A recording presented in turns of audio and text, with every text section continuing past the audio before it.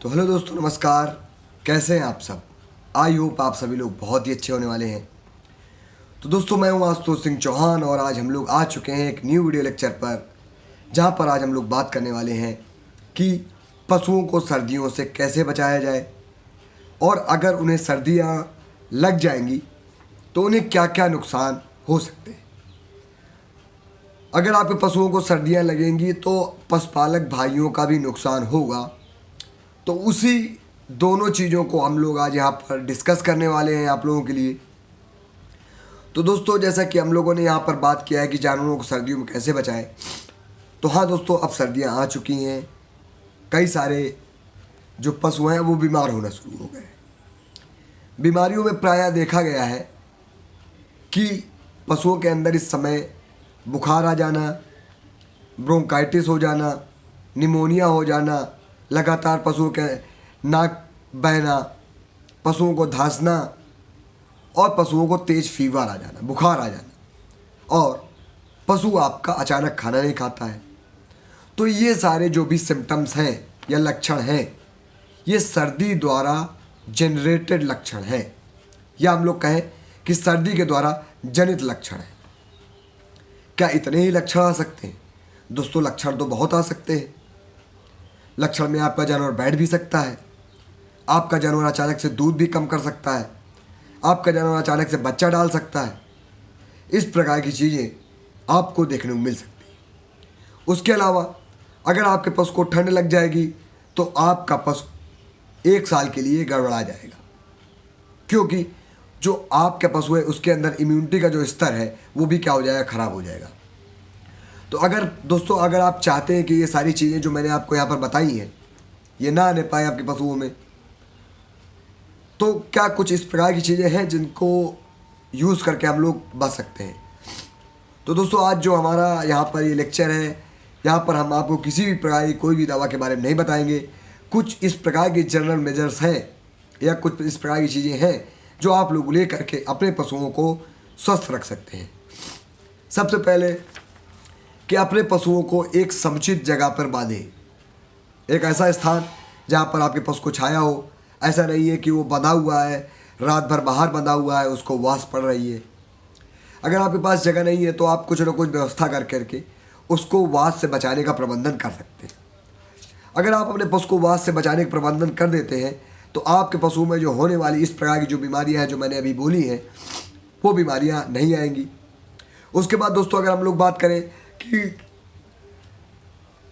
समुचित जगह हो गई, दूसरा बात क्या हो गया कि आप उनको पानी कैसा दे रहे हैं। तो देखिए दोस्तों, सर्दियाँ आ गई हैं, आप जब भी पानी दीजिए ताज़ा पानी उनको दे दीजिए। अपने पशुओं को जितनी बार भी वो पानी पीते हैं उनको पानी पीने दीजिए, मगर उनको ताज़ा पानी दीजिए। ऐसा मत करिए कि आपने रख दिया है, 5-6 घंटे रखा है, या आपने शाम को 8 बजे पानी रख दिया और पूरी रात रखा रहा भर करके। तो इस प्रकार की चीज़ें आप मत करिए। प्रयास करिए कि आप ताज़ा पानी उनको दीजिए। जैसे सुबह ताज़ा पानी दीजिए, दोपहर में आप ताज़ा पानी दे दीजिए, शाम में ताज़ा पानी दीजिए, एक बार रात में ताज़ा पानी दे दीजिए, मगर उसके बाद आप उस पानी को हटा लीजिए। उसके बाद उस पानी की वहाँ पर कोई ज़रूरत नहीं है, क्योंकि आपका पशु वो पानी अड़का सकता है या गिरा सकता है। उसकी वजह से आपके पशु को ठंड लग सकती है और भी बहुत सारी चीज़ें आ सकती हैं। तीसरा जो पॉइंट हम लोगों ने लिया हुआ है वो तीसरा पॉइंट है राशन का। देखिए दोस्तों, अब पशुओं को हाई डिमांड की ज़रूरत है, क्योंकि कई सारे पशु ब्याए हुए हैं, कई सारे पशु दूध दे रहे हैं और कई सारे पशु गाभिन भी होंगे। तो देखिए दोस्तों, जब सर्दियाँ आती हैं तो अचानक से टेम्परेचर जो है डिसबैलेंस होता है, या हम लोग कहें पशुओं की बॉडी में टेम्परेचर मेंटेनेंस के लिए होम्योस्टेसिस की एक ऐसी प्रक्रिया होती है जिसके कारण पशु अपनी जो नॉर्मल फंक्शनिंग होती है उस पर कम ध्यान दे करके अपनी बॉडी की फंक्शनिंग पे ज़्यादा ध्यान देता है। जैसे कि अगर आपके पशु को ठंड लगेगी तो मान लीजिए अगर आपका पशु दूध दे रहा है, ज़्यादा दूध दे रहा है, तो आप देखेंगे कि उसके दूध में अचानक से कमी आ जाएगी, या आपका जानवर अचानक से दाना चारा कम कर देगा, या उसको बुखार आ जाएगा, या कुछ भी चीज़ें आ जाएंगी, आपको मिलता जुलता लक्षण मिलेगा। या हम लोग कह सकते हैं कि आपका जानवर अचानक से अनमन हो सकता है। इस प्रकार की चीज़ें आपको मिल सकती हैं। तो आप अपने पशु को जब राशन दे रहे हैं तो राशन थोड़ा सा आपको बढ़ाना पड़ेगा, क्योंकि सर्दियाँ आ गई हैं, पशु को दोगुना काम करना पड़ेगा। आपके लिए दूध उत्पादन भी करना है पशु को, और दूसरी चीज़ अपने शरीर के लिए भी उसको एनर्जी चाहिए। तो आप क्या कर सकते हैं, अपने राशन में कुछ चीज़ें हैं जिनको आप बढ़ाने के बाद अपने पशुओं से अच्छा रिजल्ट ले सकते हैं। जैसे कई प्रकार की खलियाँ हैं, उनको आप दे सकते हैं। सरसों की खल अगर आप दे रहे हैं तो बहुत अच्छी चीज़ है, आप उसको दीजिए। सरसों की खली बहुत अच्छी चीज़ है। और उसके साथ भी आप अच्छी अच्छी जो भी पोषक तत्वों वाली चीज़ें हैं, जैसे चना की भूसी, चुनी, जो भी चीज़ें गर्म होती हैं, आप उनको थोड़ा सा एक्स्ट्रा अमाउंट में दे सकते हैं। थोड़ा सा अमाउंट बढ़ा दीजिए उनका, तो आपका जो दवाओं का खर्चा है वो शायद ना आने पाए, तो आप उससे बच जाएंगे। क्योंकि देखिए दोस्तों, अगर आप 50 किलो का बोरा खल का लेते हैं मान लीजिए, तो जो भी होगा, मान लीजिए हम लोग मानते हैं कि अगर सरसों की खाली 30 रुपये किलो मान लिया जाए अगर, तो अगर आप 50 किलो लेते हैं तो 1500 होता है। तो आपका 50 किलो में देखो दूध भी अच्छा हो जाएगा और पशु भी अच्छा हो जाएगा। और अगर आप यही 50 किलो न दे करके बचा लेते हैं, मान लीजिए अपने पशु को कम राशन देते हैं सर्दियों में, तो दिक्कत क्या आएगी, आपके पशु को सर्दी लग जाएगी, दूध कम हो जाएगा, बुखार आ जाएगी, इस प्रकार की चीज़ें आएंगी, तो आपका लगभग 1,500 से 2,000-3,000 रुपया खर्चा आ जाएगा और दूध भी चला जाएगा। तो क्या आप इस प्रकार की चीज़ें चाहते हैं कि आपको नुकसान भी हो, दूध भी चला जाए, पैसा भी लग जाए? तो एक तरफ ये चीज़ें हैं, एक तरफ चीज़ें हैं कि आपका पैसा भी लग जाए, आपका दूध भी बढ़ जाए, आपका जानवर भी अच्छा रहे और उसकी जो अगली ब्यात है वो भी क्या हो जाए, संरक्षित हो जाए। तो इस प्रकार की चीज़ें अगर हम लोग करेंगे तो हमें बहुत अच्छे रिजल्ट मिलेंगे दोस्तों। उसके बाद हम लोगों ने क्या कहा है, अच्छा राशन अगर आप देते हैं तो आपके पशुओं की जो दुग्ध की परिपूर्णता है वो भी अच्छी बनी रहेगी। अचानक से दूध में कमी नहीं आएगी, आपका जानवर अचानक से अच्छा मेंटेनेंस में रहेगा, आपके जानवर का शरीर टूटने नहीं पाएगा। इस प्रकार की चीज़ें आपको देखने को मिल सकती हैं दोस्तों।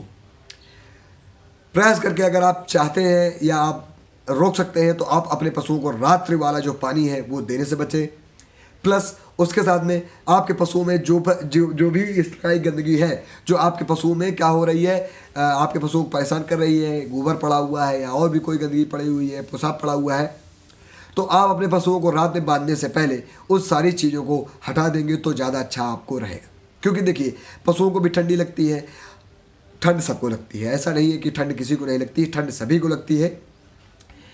मगर बॉडी क्या करती है कि बॉडी ठंड को सहने की क्षमता लाती है। मगर सहने की क्षमता लाती है तो वो लाती कहाँ से है, उसके लिए भी तो उसको कहीं ना कहीं से एनर्जी देनी पड़ेगी, तो उसको एनर्जी की डिमांड ज़्यादा होगी। तो अगर आप उतना ही राशन देंगे तो एनर्जी अब डिवाइडेड हो जाएगी, थोड़ा एनर्जी दूध की ओर जाएगी, थोड़ी एनर्जी उसकी बॉडी की ओर जाएगी।